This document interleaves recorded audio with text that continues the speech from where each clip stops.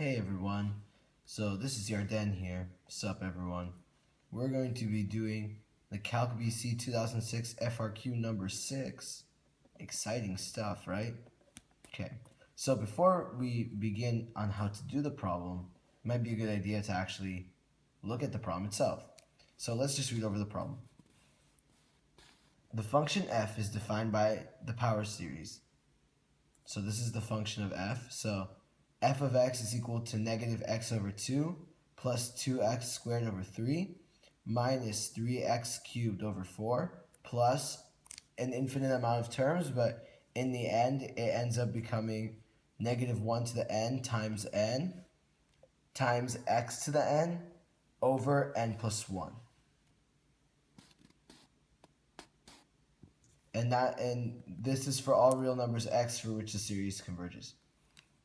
The function g is defined by the power series g of x is equal to 1 minus x over 2 factorial plus x squared over 4 factorial minus x cubed over 6 factorial plus an infinite amount of terms, once again,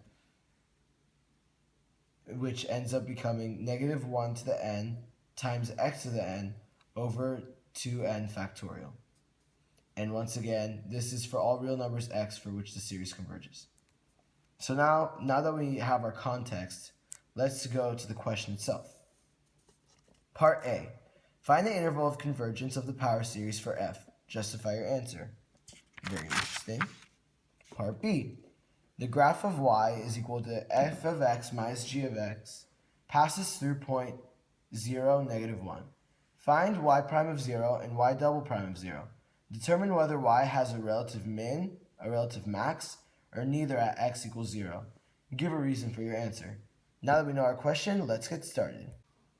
So let's start off with part A. So the first thing that you're going to want to do, because we're trying to find an interval of convergence, is see if this baby converges. So in order to do that, we're going to use ratio test. So what that means is we're going to get that the limit as n approaches infinity of negative 1 to the n plus 1 times n plus 1 times x to the n plus 1 over n plus 2, all of that times n plus 1 over negative 1 to the n times x to the n. Now, in ratio test, remember that we're going to, every time that there's an n in the original series, we add an n plus 1. So that, and then you multiply it by the reciprocal of the original series, and then you take the limit of that. Once you do a little bit of math, you're going to get the limit as n approaches infinity of n plus 1 squared over n plus 2 times n times x in absolute value signs. So because of that, the limit as n approaches infinity of that series is just x. So our potential interval of convergence is from negative 1 to 1. But before we can conclude anything, we need to test both sides. So this is when x is equal to negative 1.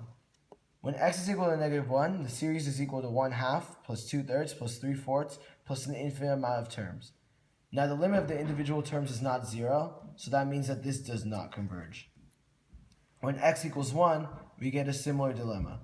We have the series is equal to negative 1/2 plus 2/3 minus 3/4 plus an infinite amount of terms.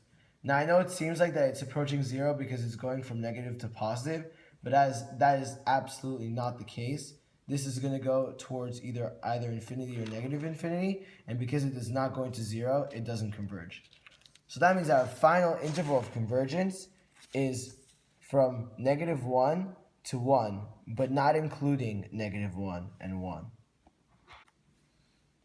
Now on to our second part of the problem, part B. So remember, I know that this was a couple minutes ago, but I'm going to remind you what we're going to be trying to do. So first of all, we need to find y prime of 0 and y double prime of 0.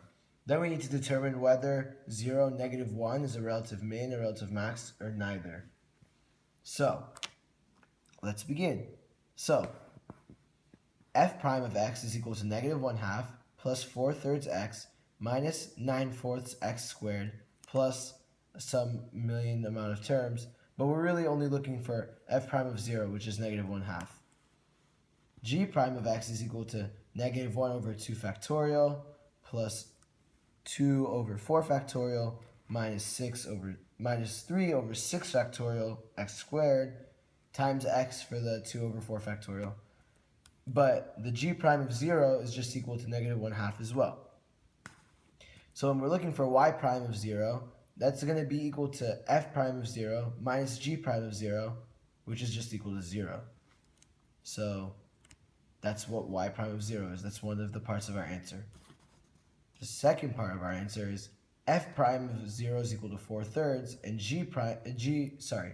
f double prime of 0 is equal to 4/3, and g double prime of 0 is equal to 1/12. Y double prime of 0, again, is equal to f double prime of 0 minus g double prime of 0, which all we need to know is that it's greater than 0. Since y prime of 0 and y double prime of 0, since y prime of 0 is equal to 0 and y double prime of 0 is greater than 0, that means that y has a relative minimum at x equals 0. Now our reasoning for that is because if we have our first derivative being equal to 0 or positive, and our second derivative is positive, then that means that it has to be a relative min because the graph is going up. Okay, well, thank you for listening, and even though we finished the AP test already, good job, and I hope everyone gets a 5.